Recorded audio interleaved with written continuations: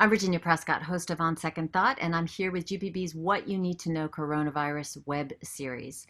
Compared to lockdowns and bans on gatherings and shuttered businesses in countries across the world, Sweden has been an outlier. Swedish officials have advised citizens to work from home and to avoid travel, but most schools and businesses have remained open. And this relaxed approach aims to minimize impact on its economy and slow the spread of the virus through herd immunity. Well, how's that working? And could it work here in the U.S.? Dr. Felipe Lobello is Associate Professor of Global Health at Emory University's Rollins School of Public Health, here to talk that through with us. And Felipe, thank you so much for taking the time. My pleasure. Thanks, Virginia. So, herd immunity or herd protection, this is ultimately aimed at slowing the spread of infectious diseases. Can you give us a brief sketch of what that actually means and how it works? Sure. Herd immunity is also referred as the golden ring of protection. So if you have enough people in a community that have either been immunized or that have gotten the disease and now are immune, then the transmission of an infectious disease or an agent or a virus in this case is going to slow or even stop completely because the virus essentially runs out of hosts to infect. So that's what we're trying to achieve with this coronavirus and with any infectious disease. So you mentioned with immunization, it does rely on the assumption that once you have had a disease, whether by getting it or getting a vaccine, you develop immunity. Is there any evidence that that is the case with coronavirus? We don't know for certain yet, but we know from previous coronaviruses that you do develop some kind of immunity. We just don't know how long and how strong. Whether it's going to be 3 months, 6 months, 12 months.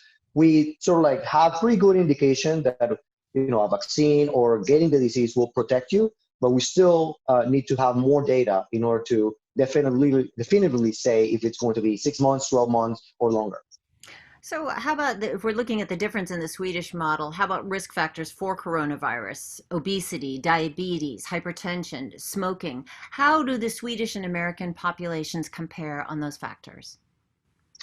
Right. So, when you look at the mortality or the impact of a virus, you also need to look at the host that virus is infecting. And in this case, in the United States, we have much higher risks of comorbidities, with much higher prevalence of obesity, diabetes, heart disease, physical inactivity, bad diet, compared to Sweden and other Scandinavian countries. And that may explain why in the US, we have to take stronger lockdown measures because we have a more vulnerable population.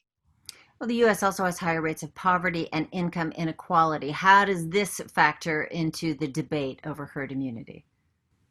Very important because we know the social determinants of health are drivers really of the outcomes, not only in chronic diseases, but in this case, infectious diseases. You can start to see that vulnerable populations, populations of color, African Americans, Latinos, are shouldering a much bigger burden of disease with coronavirus compared to white populations. And that is partially explained by disparities in income, in education, in access to healthcare, in the ability to self-isolate or work from home versus being an essential worker. So all those factors, in addition to the biology of the virus, are driving the outcomes that we're seeing.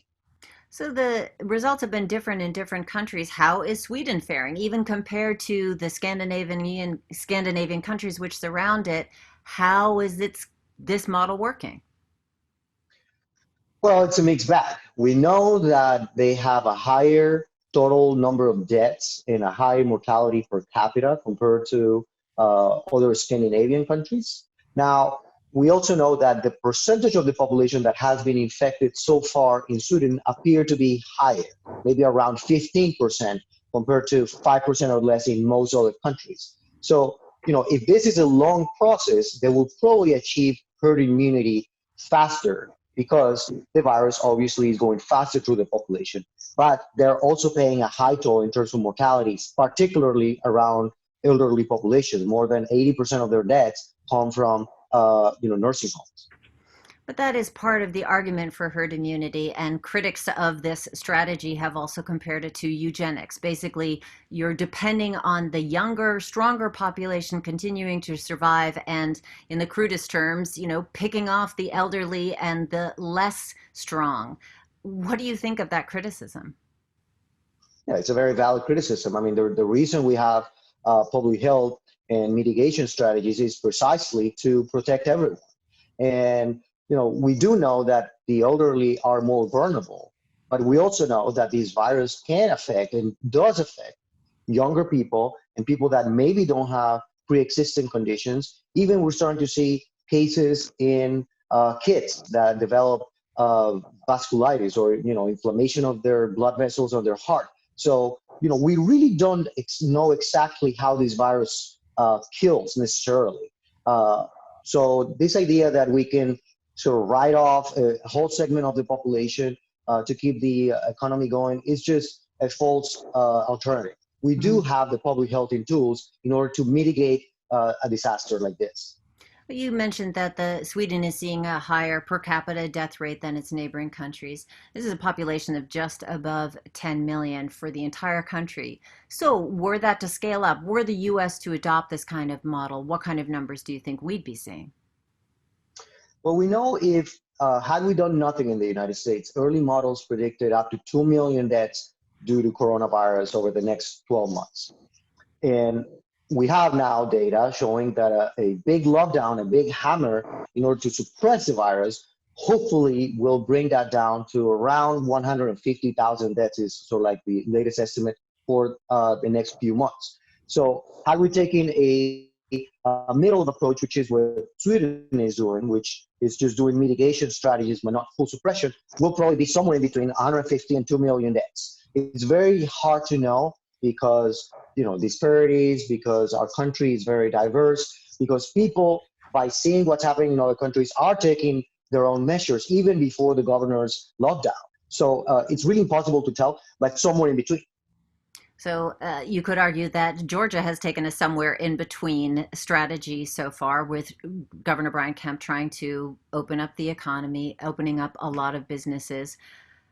Do you think our healthcare system, especially here in Georgia and across the U.S., can handle the kind of numbers? Obviously, not as the world or not the countrywide numbers that you mentioned of 2 million, but of what is to come.